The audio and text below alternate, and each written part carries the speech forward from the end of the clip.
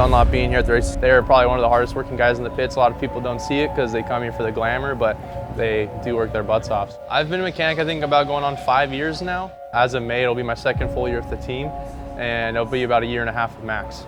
So after I graduated high school in 2016, I ended up going to a school called Pro SXMX Tech over in West Virginia. I remember I was at a Houston Supercross race and I was by the Red Bull KTM semi. I remember specifically telling my parents it would be such a dream to work for that team one day. And then it's kind of crazy how it works out. 9 years later, I got to work for them.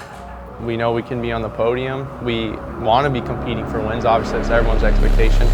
Only the top 4 go through, and it's time to try and be in that top 4 right now. 250 last chance qualifier. Not the greatest start from Vohland. He's got some work to do.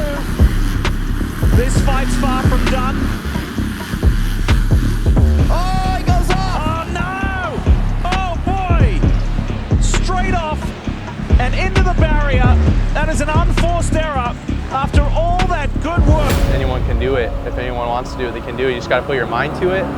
Now I think he's hungry for more. Oh, here he goes! He might get it! He is passing guys right and left.